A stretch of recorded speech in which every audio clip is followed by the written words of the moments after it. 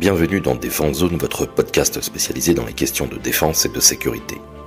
Chaque semaine, en plus de nos entretiens avec des militaires, policiers, gendarmes, entrepreneurs et autres experts du secteur, nous vous proposons un court résumé des actualités qu'il ne fallait pas rater ces derniers jours. Royaume-Uni. Avec l'annonce de la mort d'Elisabeth II, les militaires perdent une reine, mais aussi un chef. En effet, le monarque est de facto le commandant en chef des forces britanniques, même si dans les faits, elles sont placées sous le contrôle du Defence Council, lui-même intégré au ministère de la Défense. Elisabeth II a toujours eu une vraie proximité avec les militaires.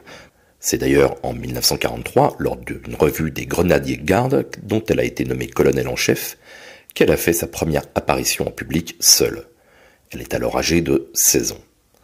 En février 1945, elle rejoindra, avec le grade honoraire de sous-lieutenant, l'Auxiliary Territorial Service. Elle y reçoit une formation et un entraînement en conduite et mécanique, et sera promue capitaine honoraire quelques mois plus tard.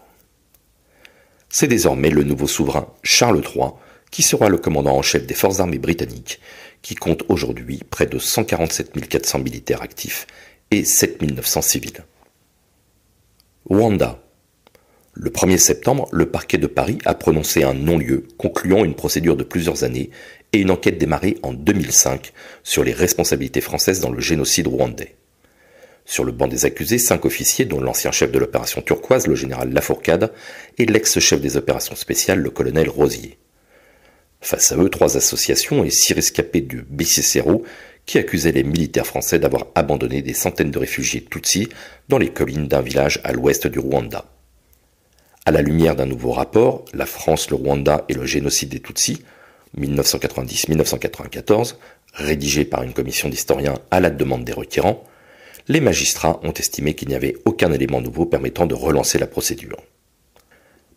À l'issue de l'analyse de ce document, les magistrats instructeurs ont estimé qu'une reprise de l'information judiciaire ne se justifiait pas, car les documents cités en référence par les auteurs du rapport à l'appui de leurs constats, dans leur immense majorité, figuraient déjà en procédure où se trouvaient dans les pièces de l'information judiciaire des équivalents ou une résonance, a expliqué Laure Bocquéou, la procureure de Paris.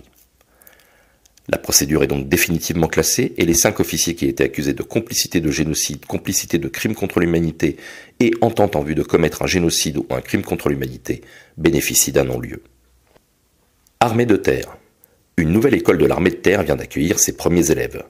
L'école militaire préparatoire technique, l'EMPT de Bourges, est destinée à former de futurs sous-officiers techniciens hautement qualifiés. L'EMPT propose à des jeunes Français de 16 à 20 ans une formation de spécialité dans la maintenance aéronautique et terrestre, les systèmes d'information et de communication, l'énergie, l'électromécanique appliquée.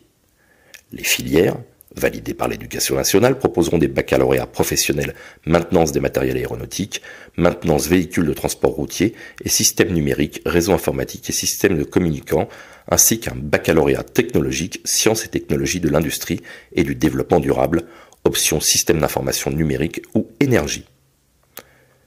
Pour cette première rentrée, ils étaient 150 sur les rangs, accompagnés par leurs familles.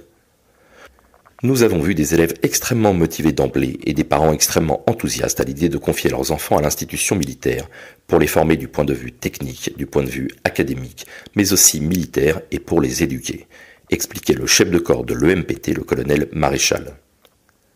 Avant de commencer l'année scolaire proprement dite, les élèves ont pu bénéficier d'une semaine d'acculturation militaire, comprenant l'apprentissage de grades, de l'ordre serré et bien évidemment la perception de leur nouveau pactage. Marine nationale. Alors que de nombreuses unités et armes commémorent chaque année une bataille permettant de créer un esprit de corps autour de cette date, la Marine nationale, elle, en était dépourvue. C'est désormais du passé, puisqu'elle vient d'annoncer que chaque année, elle commémorerait la bataille de la baie de Chesapeake, conduite le 5 septembre 1781 par le comte de Grasse, et qui se solda par une victoire contre la Royal Navy. Dans un communiqué, la marine précise que, bataille de référence, succès tactique ayant conduit à une victoire stratégique, Chesapeake rappelle le rôle décisif du combat naval dans un conflit d'ampleur. Elle incarne une marine victorieuse grâce à la préparation de ses équipages, à leur combativité et aux qualités tactiques et de commandement de ses officiers. Pour rappel, dans cette baie située en Virginie, alors l'une des 13 colonies anglaises d'Amérique du Nord, la bataille de Chesapeake oppose l'escadre française de l'amiral François de Grasse à celle de l'amiral britannique Thomas Grave. La France est alors engagée aux côtés des insurgés américains depuis 3 ans. Les 2 flottes qui se valent engagent le combat pendant plusieurs heures jusqu'à la retraite de la flotte anglaise avec 6 vaisseaux endommagés et plusieurs centaines de blessés. En apportant l'artillerie et les troupes nécessaires au combat terrestre, cette victoire navale est capitale pour la chute de Yorktown le 19 octobre qui sera déterminante dans la proclamation de l'indépendance des États-Unis en 1783. Mise à jour. Nous vous en parlions il y a un mois, la Marine nationale annonçait le lancement des essais à la mer du premier patrouilleur outre-mer, POM, l'Auguste Bennebig. Le 2e POM d'une série de 6 vient quant à lui d'être mis à l'eau le 5 septembre à Saint-Malo, en présence d'une partie de l'équipage d'armement. Le Terry-Héroux A. Terry-O'Terray, du nom du compagnon de la Libération né à Tahiti, rejoindra son port de base, Papeete en Polynésie française, où il remplira des missions de protection des intérêts nationaux de la France. C'est la fin de l'exercice Pitch Black que nous avions présenté il y a quelques semaines. Cet exercice multinational, organisé par la Royal Australian Air Force, a lieu tous les 2 ans depuis la base de Darwin et de Tyndall. Il s'inscrit dans le continuum d'activités menées par l'armée de l'air et de l'espace depuis le 10 août en zone Asie-Pacifique. Pour l'occasion, l'armée de l'air et de l'espace a déployé en Australie 3 Rafales, 2 Rafales B et 1 Rafale C, un avion ravitailleur MRTT Phoenix et un CASA CN-235 des forces armées de Nouvelle-Calédonie. Durant 3 semaines, les équipages se sont entraînés à la mission d'entrer en premier face à un État puissance. Au total, une centaine d'aéronefs des pays suivants étaient présents: la France, l'Australie, l'Allemagne, l'Inde, l'Indonésie, le Japon, Singapour, l'Angleterre, les États-Unis, la Corée du Sud. 2500 personnes ont été mobilisées sur l'édition 2022 en provenance des pays précédemment cités, mais aussi des Philippines, de Thaïlande, des Émirats arabes unis, du Canada, des Pays-Bas, de Nouvelle-Zélande et de Malaisie.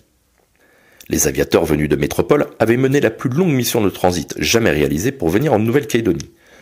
Cette projection, baptisée Pégase, prendra fin dans quelques jours par un retour en France avec 2 escales valorisées, en Indonésie puis à Singapour, avant que les aviateurs rejoignent la métropole et retrouvent leurs unités respectives. Voilà pour l'essentiel de l'actualité cette semaine. Pour en savoir davantage sur cet univers et pour découvrir tous nos articles et reportages, rendez-vous sur notre site internet défense-zone.com. Pour plus de brefs, d'articles de fond et de photos, nous éditons également tous les 3 mois un magazine papier que vous pouvez recevoir en étant abonné à notre espace premium. Il vous permettra aussi d'avoir accès à des contenus exclusifs sur nos différents supports. Vous trouverez tous les liens nécessaires dans la description de cet épisode. En attendant, nous vous souhaitons une bonne journée et nous vous donnons rendez-vous la semaine prochaine pour un nouveau résumé de l'actualité des forces de défense et de sécurité.